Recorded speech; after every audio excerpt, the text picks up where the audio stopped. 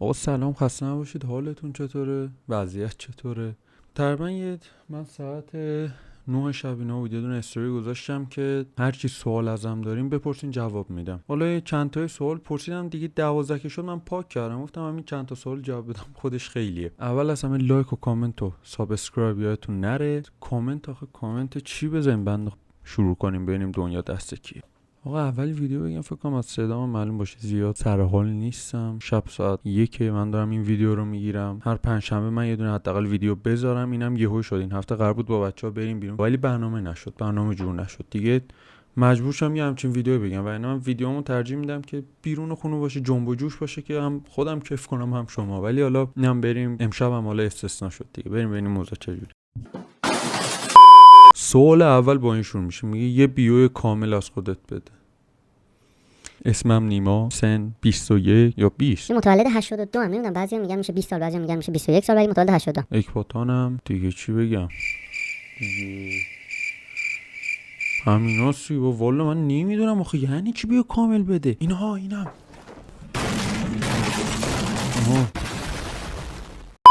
بزرگترین آرزو تو بگو. بزرگترین آرزو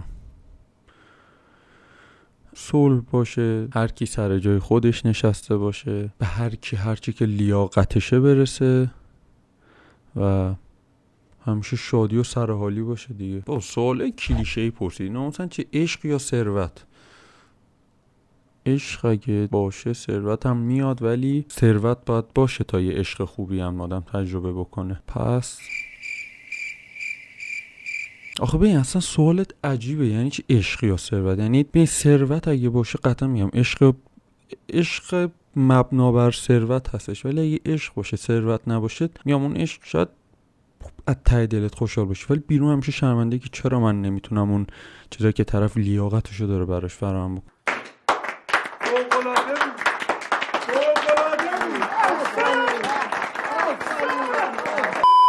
بریم سوال بعدی. اینم باز کلیشه‌ایه، یعنی چی آخه عشق؟ چی علم بهتر است یا ثروت؟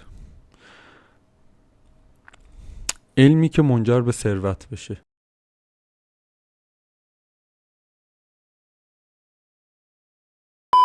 میگه ویژگی پارتنر ایدا. احساس چیو دارم؟ اومدم نشستم، آقای مدیری نشسته، مهران مدیر میگه که عزیزم نمیدونم از زندگیت راضی هستی؟ نمیدونم فلان. بابا من ویژگی پارتنر ایدئالت چی؟ من هنوز سن پارتنرم نشده. البته سنم شده، همه سن و سالم نمیدونم تو قید و بند اینجور چیزا نیستم، ولی شاید مهمترینش این باشه که تفاهم تو همه مواقع، تو همه چیزا باشه. البته 100% هم یا آدما نمیتونن شبیه هم باشن، این خیلی مهمه. 100% نمیشه هیچ وقت تفاهم داشت، ولی جای خالی اونو من پر کنم. یه خودتو توی 3 کلمه یا یه جمله توصیف کن. 3 کلمه فکر کنم راحت‌تر باشه. کله شق، مهربون و کسی که دیگران خیلی بیشتر از خودش براش مهمه، حالا چه خانواده چه دوستا. میگه اگه برگردی به 10 سالگی چی میگی؟ بابا مگه این دیدین این کامنت های اینستا؟ نمیدونم اگه برگردی به 20 سال پیشه چی به خودت میگی؟ این که دور آدم زیاد شلوغ بشه، زیاد اسمش چیه؟ اصلا خوب نیست. دور آدم باید حتی اگه شلوغ هم میشه با آدمای درست شلوغ بشه، نه اینکه هر کی پیدا شد از سوء استفاده بکنه بعدش هم. دیگه به درد نمیخوره این دنیا.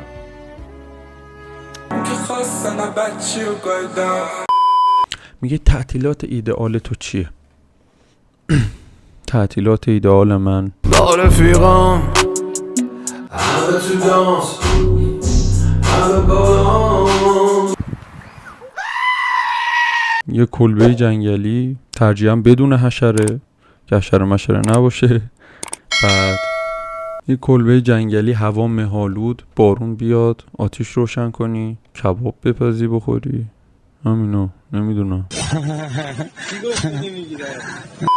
کدوم حروف الفبا تو رو به بهترین وجه توصیف میکنه؟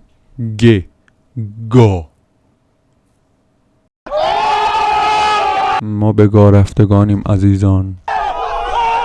اون شغلی که اصلا دوست نداری امتحانش کنی.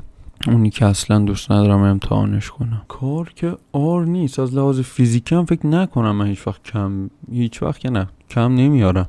نه یه کاری بهم بسپارن تا تهش میرم، ولی کاری که دوست ندارم بیشتر چیزایی که مربوط به سلامت یه انسان میشه، چون میدم اگه کوچکترین اشتباهی بکنم به فنا میرم، هم اون یارو به فنا میره، هم خودم، کلا همه چی به فنا میره. همین ترجیحاً اون شغلایی که با سلامت مردم در ارتباطه زیاد، یعنی حاضر نیستم ریسکشو انجام بدم. ولی بقیه چیزا رو چرا، هر چی باشه، اون معدنم که میگم کار فیزیکی آدم پدرش در میاد، میگم پاره میشه، ولی باز با جون خودت دست و پنجه داری نرم کنی، نه اینکه جون یکی دیگر به خطر بندازی.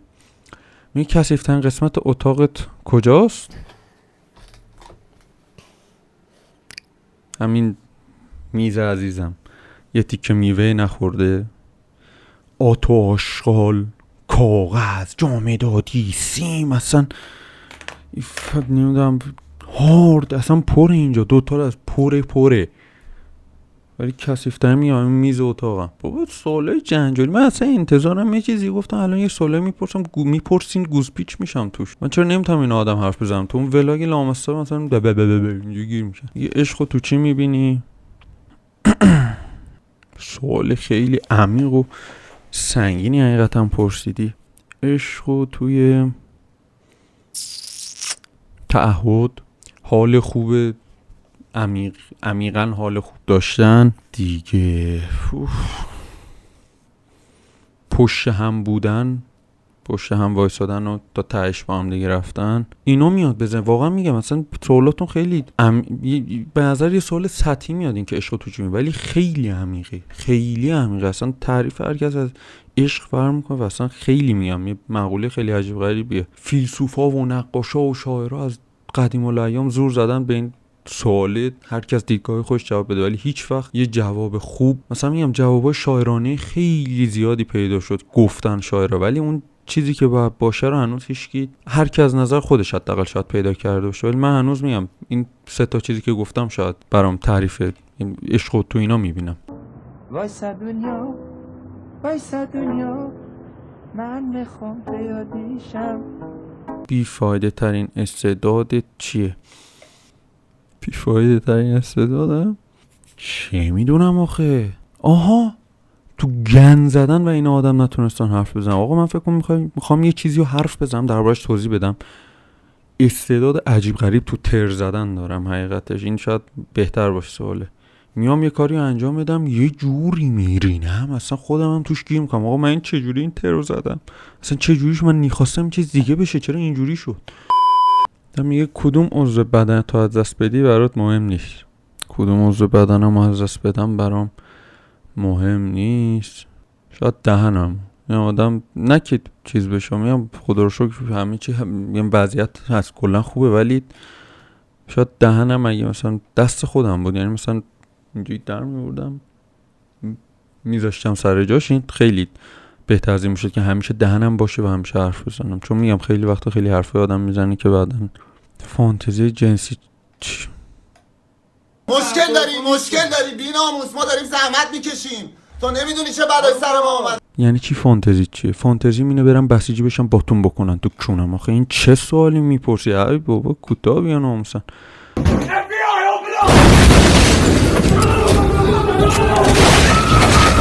میگه اگه قرار باشه فردا بمیری راه نجاتت این باشه که یا کون بدی یا دولتو ببرن، کدوم انتخاب میکنی؟ دولمون ببرن؟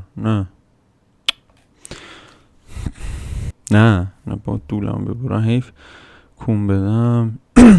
بابا چرا انقدر راه سخت من نه حقیقتش کون ترجیح میدم دولم ببرم تا کونی بشم. به بیشتر 100 نفر دادی؟ فقط با آره یا نه جواب بده.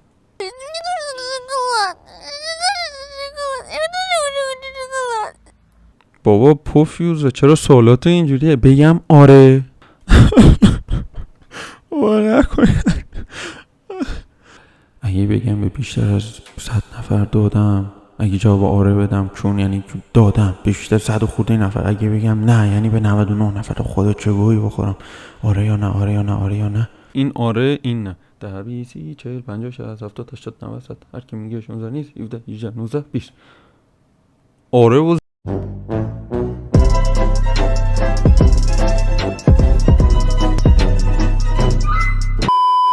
میگه اگه صبح پاشی و ببینی تو سفینه فضایی هستی چیکار میکنی؟ حقیقتش میرم یه ذره از عقب‌تر به زمین نگاه میکنم. اون آدمایی که همیشه مثلا سعی اذیت کردن یا فلان اینا رو اون موقع است که مثلا میفهمم که با زمین به اون گندگی واقعا اونایی که اذیتت کردن هیچن در برابرش. این همه انسان هست، این همه فضا هستش، چرا عقده اونا رو تو دلم نگه دارم؟ برای چی باید تو یادم نگه دارمشون؟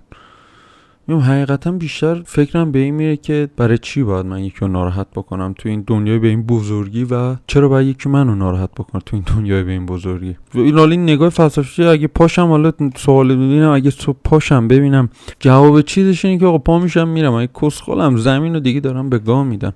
ایلومینات چیز اینا دوره داره میره دوره داره میره.